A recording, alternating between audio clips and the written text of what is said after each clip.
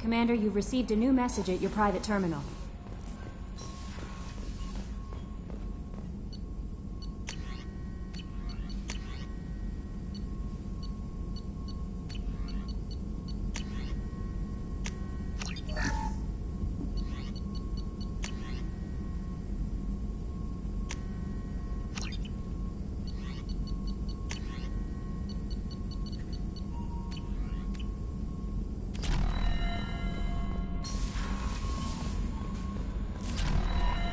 Miranda wants to see you, Commander.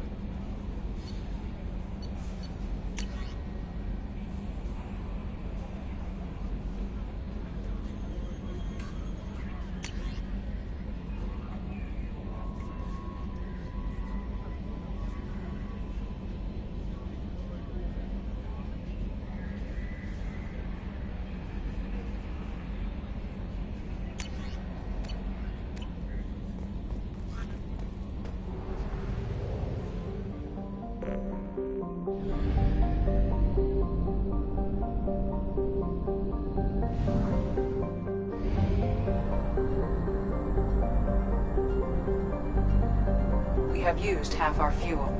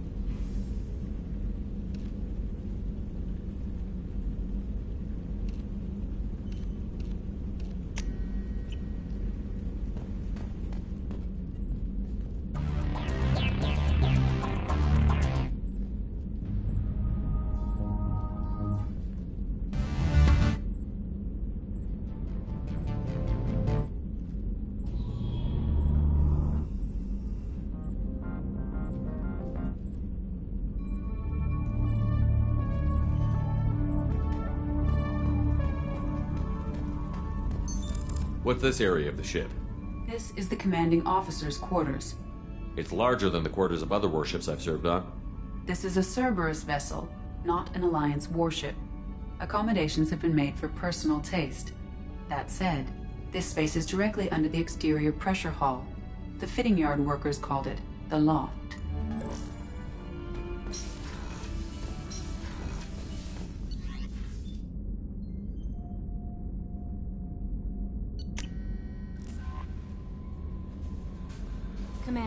Morden requests to see you.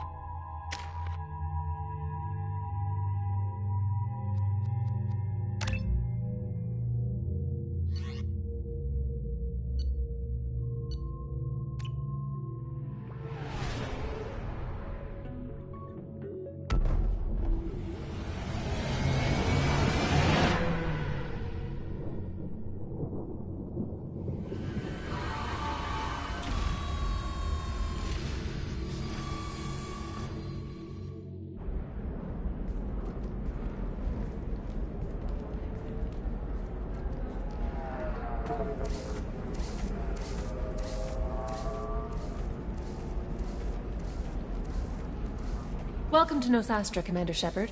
We've been instructed to waive all docking and administration fees for your visit. My name is Karina. If you need information about the area, it would be my pleasure to assist you. That's a lot of firepower for a friendly welcome. Expecting trouble? We're the gateway to the Terminus systems, Commander. That element of risk requires greater security. Liara Tassoni vouched for your conduct and paid all fees you would normally incur. She also asked that I direct you to speak with her at your convenience. She's near the trading floor. You said Liara was here? What's she doing? Liara is one of Nosastra's most respected information brokers. Nosastra is based upon trade. Information is valuable currency, and Liara has done quite well. As I said, you'll find her near the trading floor. She was looking forward to seeing you. Do you have any recommendations about what to do on Nosastra? Our trading center is directly ahead. You'll find restaurants and shops nearby as well. I suggest you browse our shopping kiosks. You can find things on Nosastra that you can't find anywhere else in the galaxy. Thank you. Again, welcome to our city, Commander. Please enjoy your stay. Customs records indicated just a car named Samara is visiting this port, Shepard. Your former teammate, Liara Tassoni, may have more information. Her office overlooks the trading floor. You may wish to speak with her regarding the whereabouts of Thane Krios, the assassin on your dossier, as well.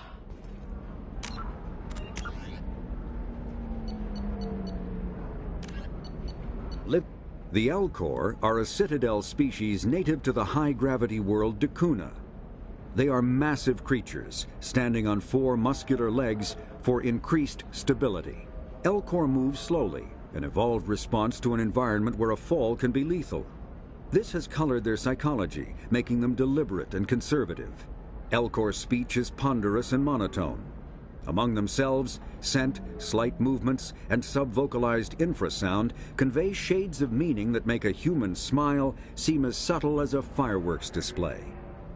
Since their subtlety can lead to misunderstandings with other species, the Elcor often go out of their way to clarify when they are being sarcastic, amused, or angry. Dakuna's high gravity impedes mountain formation. Most of the world consists of flat, open plains, which prehistoric Elcor wandered across in small family bands. Modern Elcor still prefer open sky, and can become restless and uncomfortable on long starship journeys.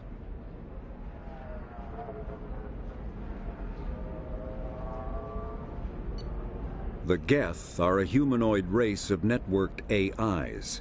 They were created by the Quarians 300 years ago as tools of labor and war. When the Geth showed signs of self-evolution, the Quarians attempted to exterminate them. The Geth won the resulting war. This example has led to legal, systematic repression of artificial intelligences in galactic society. The Geth possess a unique distributed intelligence. An individual has rudimentary animal instincts, but as their numbers and proximity increase, the apparent intelligence of each individual improves. In groups, they can reason, analyze situations, and use tactics, as well as any organic race. Geth space is located at the trailing end of the Perseus Arm, beyond the lawless Terminus systems. The Perseus Veil, an obscuring dark nebula of opaque gas and dust, lies between their space and the Terminus systems. The Krogan evolved in a hostile and vicious environment. Until the invention of gunpowder weapons, eaten by predators was still the #1 cause of Krogan fatalities. Afterwards, it was death by gunshot. When the Solarians discovered them, the Krogan were a brutal, primitive species, struggling to survive a self-inflicted nuclear winter. The Solarians culturally uplifted them, teaching them to use and build modern technology, so they could serve as soldiers in the Rachni War. Liberated from the harsh conditions of their homeworld, the quick-breeding Krogan experienced an unprecedented population explosion. They began to colonize nearby worlds. Even though these worlds were already inhabited, the Krogan rebellions lasted nearly a century, only ending when the Turians unleashed the Genophage, a Solarian-developed bioweapon that crushed all Krogan resistance. The Genophage makes only 1 in 1,000 pregnancies viable, and today the Krogan are a slowly dying breed. Hovering tanks resembling a cross between an octopus and a giant crab, Praetorians are well-armored killing machines of mysterious origin. Praetorians employ redundant systems from the multiple humans encased within them. Armed with eye-mounted particle beams and capable of attacks at close range, they teleport to evade attack while regenerating their shields. Within hours after death, the organic components of Praetorian corpses disintegrate into a denatured pus, while their mechanisms turn to ash. One specimen, autopsied within minutes of death, reveals a clue. Nanomachines may disintegrate the Praetorians' organic and mechanical components before self-destructing. If correct, this self-rendering hypothesis could account for 3 documented cases of dead Praetorians apparently releasing or becoming clouds of neurotoxic gases, causing suffocating paralysis and nearly instant death.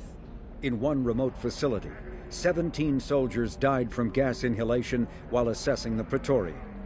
Any personnel in the vicinity of dead Praetorians are urged to protect themselves with breathing apparatus. Driven from their home system by the Geth nearly 3 centuries ago, most Quarians now live aboard the migrant fleet, a flotilla of 50,000 vessels ranging in size from passenger shuttles to mobile space stations. Home to 17 million Quarians, the flotilla understandably has scarce resources. Because of this, each Quarian must go on a rite of passage known as the pilgrimage when they come of age. They leave the fleet and only return once they have found something of value they can bring back to their people. Other species tend to look down on the Quarians for creating the Geth and for the negative impact their fleet has when it enters a system. This has led to many myths and rumors about the Quarians, including the belief that underneath their clothes and breathing masks, they are actually cybernetic creatures, a combination of organic and synthetic parts. A myth common to several cultures in the galaxy. Reapers were imagined to be space monsters who consumed entire stars. Archaeologists and mythologists attempting to uncover sources for such myths have yielded little, except interstellar religious themes of all-consuming devils common to primitive cultures. The Volus are a member species of the Citadel with their own embassy, but they are also a client race of the Turians. Centuries ago, they were voluntarily absorbed into the hierarchy, effectively trading their mercantile prowess for Turian military protection. Erun, their homeworld, lies far beyond the normal life zone of its star. However, the world has a high-pressure greenhouse atmosphere that traps enough heat to support an ammonia-based biochemistry. As a result, The Volus must wear pressure suits and breathers when dealing with other species, as conventional nitrogen-oxygen air mixtures are poisonous to them, and in the low-pressure atmospheres tolerable to most species, their flesh will actually split open. Volus culture is tribal, bartering lands and even people to gain status. This culture of exchange inclines them to economic pursuits.